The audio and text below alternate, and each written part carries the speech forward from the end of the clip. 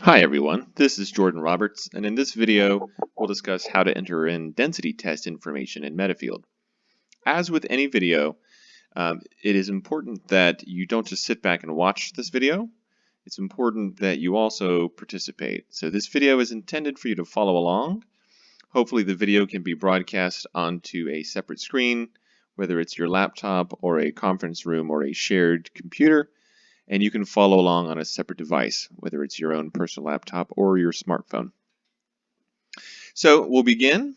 The home screen has several different modules for different folks. Field technicians should have the field module, and that's what we'll click on first. Within the field module, you'll notice there's two items that relate particularly to density testing. One is, of course, density testing.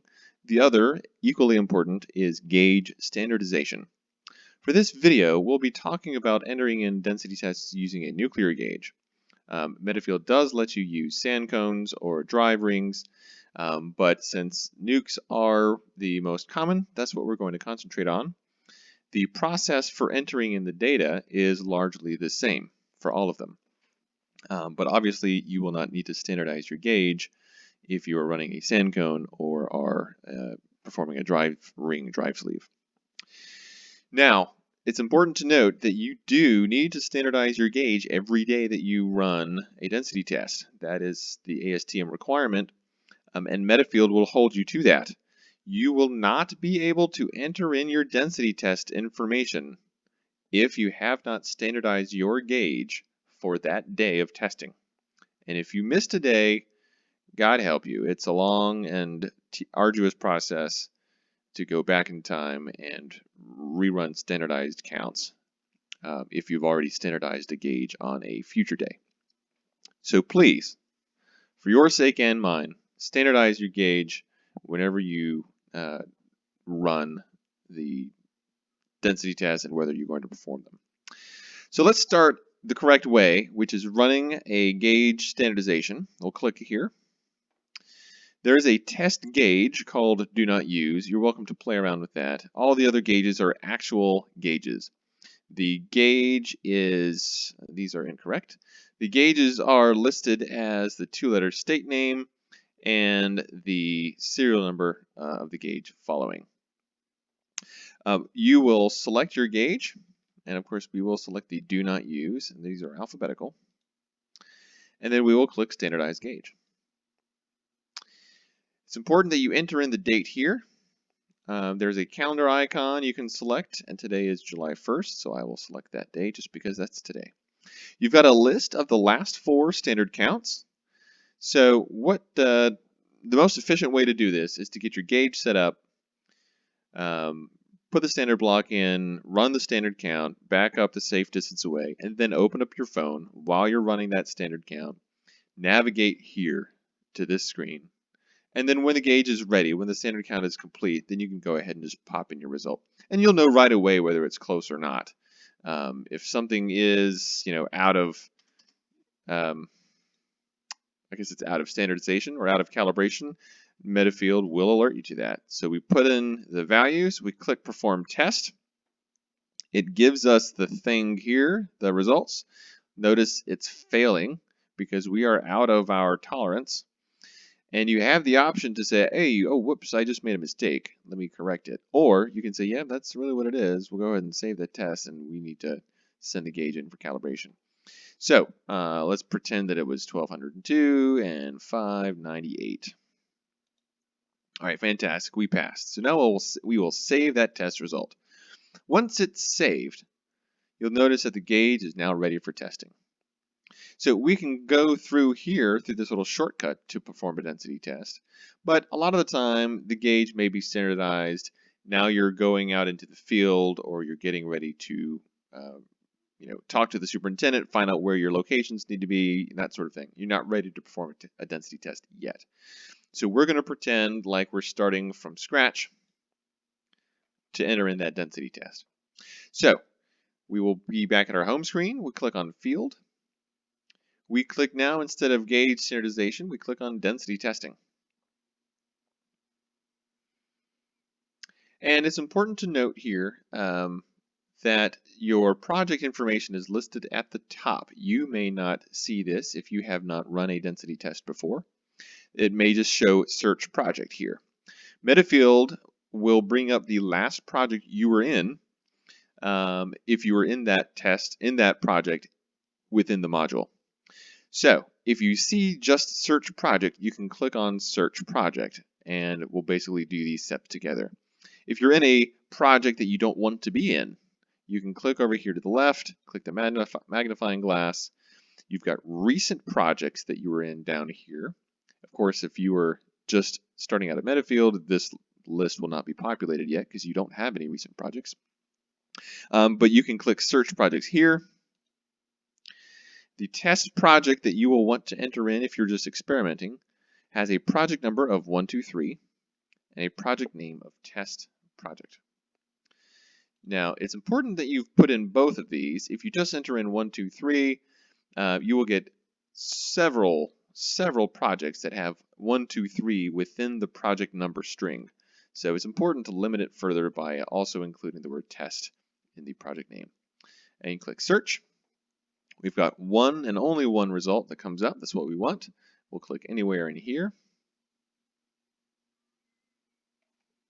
And now we've got our project that we wanted to be in.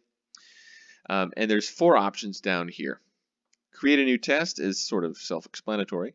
Manage density tests are where you can go if you need to edit data for a density test that you've already input into the system.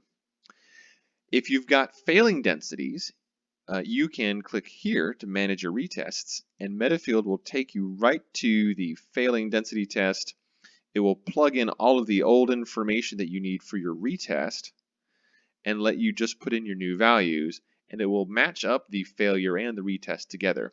And this number here changes depending upon how many failures are currently outstanding within your project. So right now, the test project has 30 outstanding density failures. If you have density tests without a proctor result, you can click here to manage those tests, the pending tests, and put in the proctor result. So for now, we will create a new test. It's important to note there is a soil nuclear gauge which is at the bottom. The bituminous nuclear gauge is often accidentally selected because it says nuclear gauge and it's at the top of the list. Keep in mind these are just alphabetical, so please scroll to the correct one. 99% of the time, you're going to be wanting a soil nuclear gauge. So we'll click that. We come to the who, what, where, when, why portion, and then we'll be entering in the actual density test information. Start with our name. It defaults to the current user, but you can put in a density test result on behalf of anyone else in the company. Date tested. We'll click here, select today's date. If I select a date that is perhaps yesterday or the following day, I will not be able to select the do not use gauge because the do not use gauge was not standardized for yesterday. So I will not be able to see it if I were to put in June 30th for the density testing date. So I will select July 1st because that's the date of the test and the date I standardized my gauge. Location, I will look up. Let's just say it was on a building pad, and this was 100 feet east, and I'm typing with one hand, so this is not going to be as pretty, but you know what? It's going to bother me. 100 feet east of southwest corner. Notice the fields with an asterisk are required fields. The other ones are not required. You can actually put in your test information and move along. Elevation, we'll say it's this should be a number, a 0, +1, +2, -1, -2, with an elevation reference point called out here, what your 0 is. So elevation might be 0, and I'm at top of pad.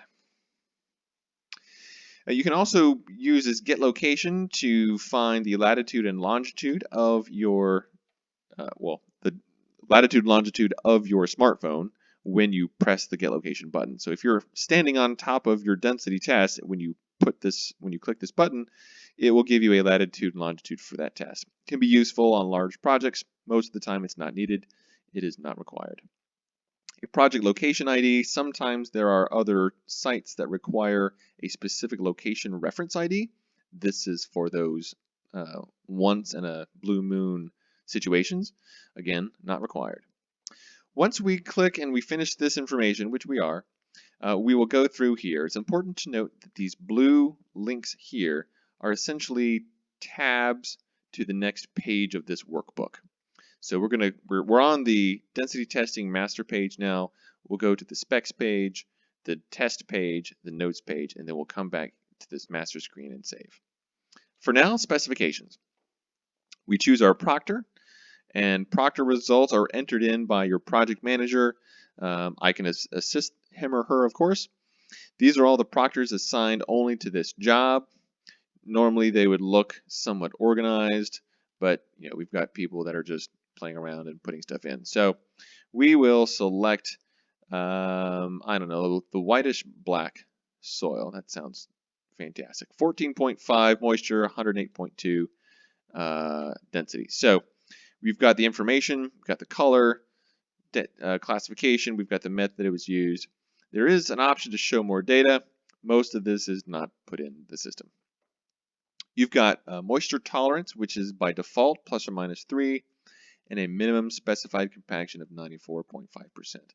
If you don't need a moisture tolerance, you can click this box. And you can always change the minimum specified compaction percentage.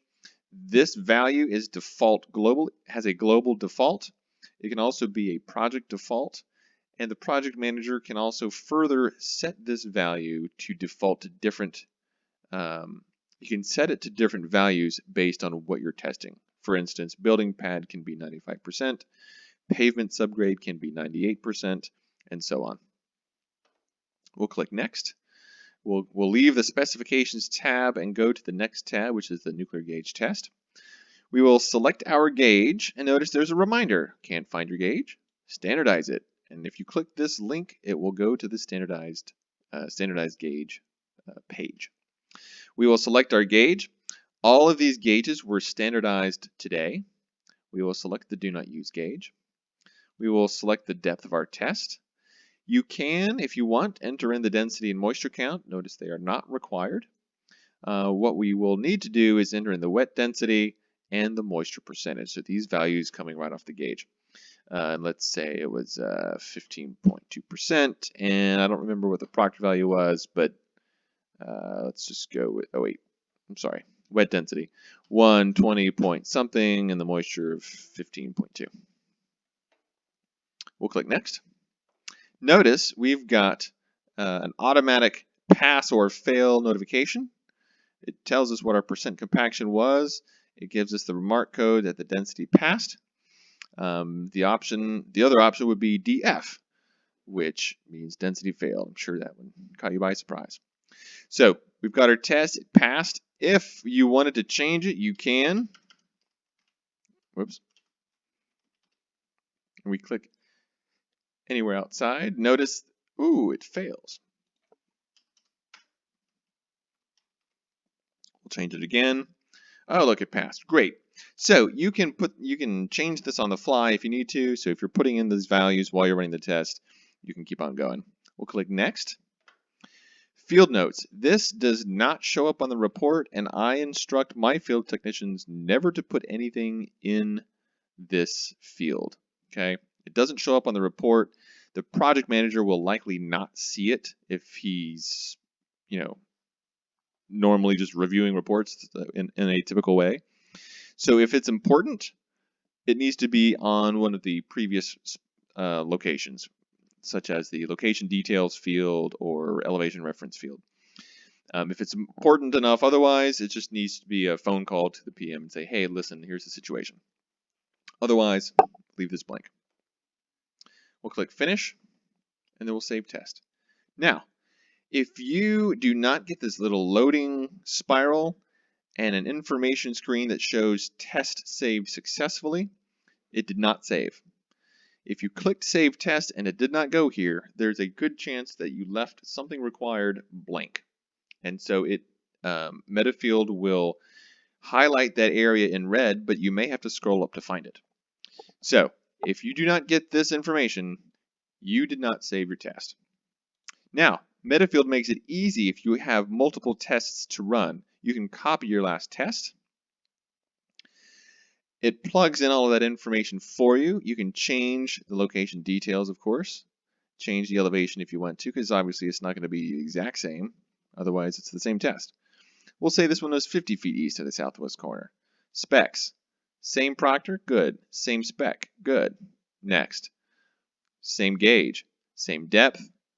Boom. All we need to do is enter in our new values. Wet density, 123.3. Moisture, 14.9. We'll click out here. Automatic calc. Next. Finish. Save. Test saved successfully. We can do it again if we want. Copy last test. And just to show you how fast it is, you change your location.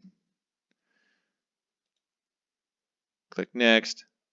Put in your values, 123.4, because I think that was different, 15.1. Next. Passed. Great. Finish. Save. Okay, so once you enter in the first test, the next are very quick. That is everything you need to know to enter in a new density test. Now let's look at entering in a retest on a failure. Let's say I went to the site, it failed, I left, I'm coming back the following day. Obviously I'm standardizing my gauge, first of all, for today again. Then I can click on Manage Retests. If there are several failures, which this project certainly has several, you can filter out by the technician. Like if I took the test, then I will just filter out for my own name. Or I can filter out the date that it was taken. But most projects will only have, one or two outstanding failures at a time. So you can just click on them down here, and I encourage you to find one as well.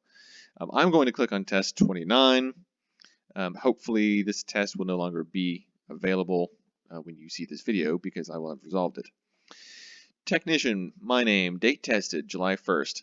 Here is all of the location information that was entered in on the failing test. If this is a retest, the location reference should be the same. Specifications, it fills in the proctor for you, but if perhaps it failed because I used the wrong proctor, I can change the proctor if I want to. Click Next. I can also change the specifications there. Select my gauge, do not use. Select my test depth and enter in my values. 156, that's not going to work, but whatever. 18.2. We'll click here. Retest required. So I'm 105%. That's obviously not the right proctor. Moisture that falls outside the range. So the density passed, the moisture failed. That's why we got DPMF. That's fine. You know what? That's okay. We'll leave it there. No notes. Finish and save. Moisture or density test results fall outside the specified range. It wants to make sure you know, hey, you just put in a failure. Of course, it's okay. Sometimes we do enter in failures, but we have a chance in case we did it by accident. So there we go. So entering in that test, now it still says manage 30 retests because that failing test did not resolve the previous failure. So you might be able to find that one in there whenever you're watching this video. Manage the pending tests is largely the same thing. It'll pull up a density, all of the densities that are pending a proctor. You can click on the appropriate one. You've got the information.